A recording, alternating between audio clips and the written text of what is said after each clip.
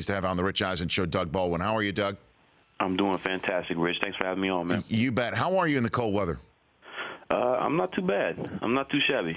You sure about that? I mean, it sounded like you were hesitant right there a little bit.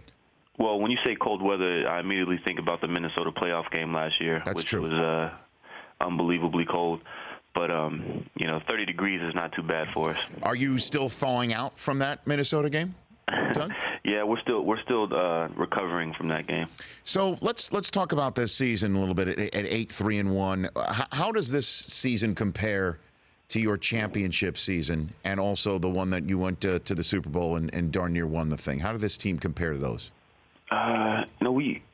We had a lot of depth that year that we went to the Super Bowl and won it, and so we felt like coming into this year that we had similar depth across the board, and we've shown that. We've dealt with a lot of injuries this year, and we've been able to bounce back with the guys that have been on the depth chart, and so we want to be consistent in that, and it's part of us. It's part of us just holding each other accountable and being responsible for the guy next to us, and making sure that we're all prepared for the game plan going into the week, despite who might be up that week. So we've been doing pretty well, and I think the depth part of it is what's been holding us together more so than anything. But in terms of just the intangibles, does it feel like it? Does it feel like those years right now?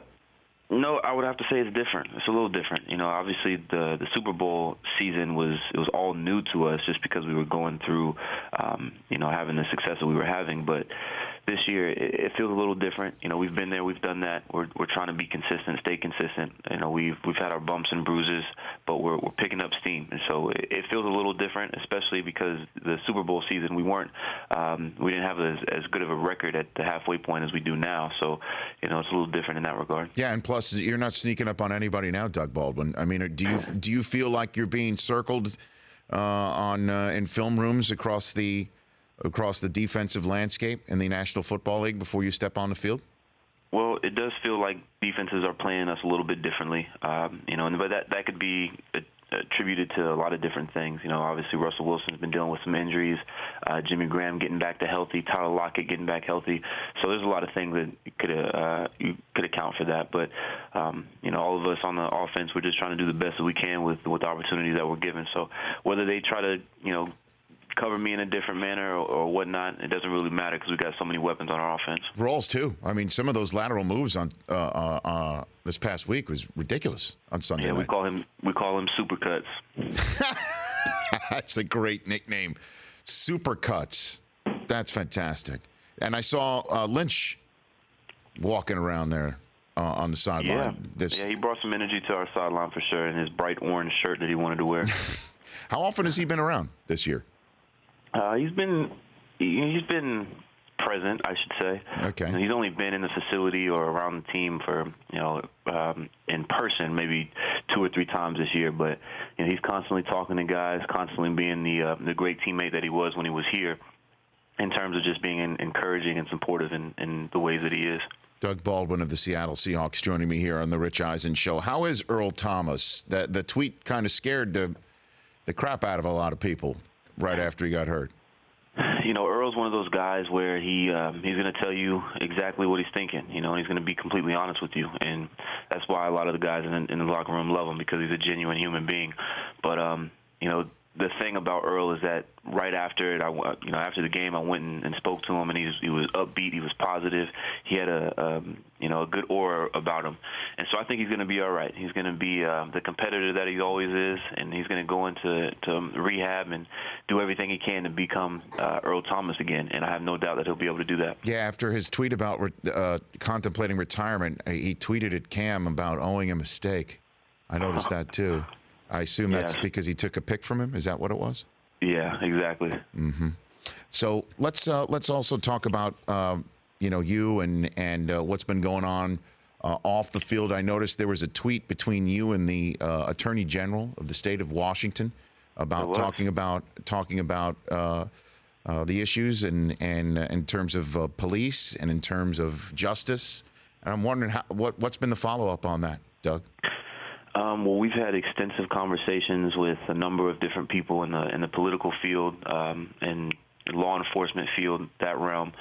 just trying to gain as much knowledge and information as I can, trying to educate myself so that I can make an educated decision. And I think it was 2 weeks ago on a Monday, I went and spoke in Olympia, our state capital in Washington, and on the use of force policies in the state of Washington. And so we got some movement on there. The recommendation did go through for us to remove malice from the statute that, in terms of prosecuting police officers. And so we're kind of catching up to the rest of the states in the country. We're the only state in the country that has malice in the statute. So we're trying to get some laws changed so that we can catch up to everybody else. So you're flat out in the mix right now. Huh? Absolutely. I think, you've probably heard me say on record when Dr. Harry Edwards came and talked to us a few months ago, he told us the difference between a mob and a movement was the follow-through, and it's very important for the follow-through. And so we've been consistent on that, trying to make sure that our follow-through matches what we set out to accomplish. What is it like chatting with Dr. Edwards? I know when he's been on this show, it's really moving for me to talk to him and just know all the knowledge that's in his big body. I mean, he's a big man too. He's imposing to talk to, but just a brilliant mind in there. How has he been influential for you, Doug?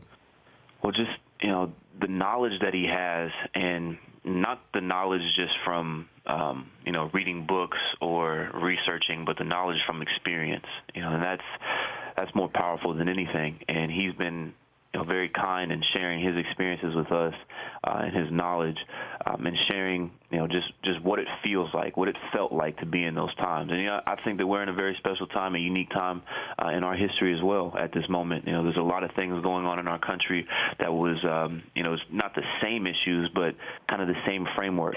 And so we're thankful for his help and his guidance on this because, we need that knowledge and wisdom from people who have been there and done that. And Doug, I noticed Cliff Averill was the Seahawks Walter Payton Man of the Year nominee. Just his influence on this team is not really discussed very much because he's not, I guess, he wasn't with the team when you won the Super Bowl. What has his influence on this defense been, Cliff Averill? Well, it's been tremendous since Michael Bennett has been out. He's shown just how great of a player he is on the field, and we knew that. The production was always there, but what Cliff does for us is he's a silent leader. He's one of those guys who he's always showing up for work. He's always giving great effort. He's always where he's supposed to be, and he's consistently been there for the younger guys, and helping them and guide them along. And you won't really hear him speak loudly in the locker room. He doesn't, he's not the guy in the front.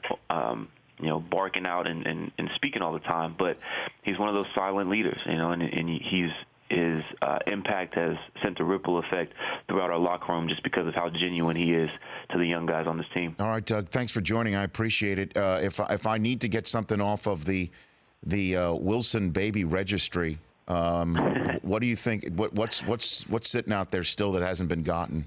I don't know. Actually, it's hard to get something for a man who needs of nothing. So, just maybe a nice card would be good for him. Hey, you know what? He wrote me a card when he was a rookie, and he came on the podcast version of this show that this show has been born out of. He wrote a thank you note.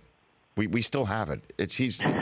And I'll tell you too, Doug. When again he was a rookie, and after you guys were eliminated, he did Sunday Game Day Morning Championship Sunday and beat me to work by a half an hour. Did that. I'm not surprised. Not surprised at all. Yeah, he only knows one speed, obviously, Doug. Thanks for joining. I appreciate it. Of course. Thanks for having me. Anytime. Thank you. That's Doug Baldwin, at Doug Baldwin Jr. on Twitter. The Rich Eisen Show, weekdays at noon Eastern on Audience.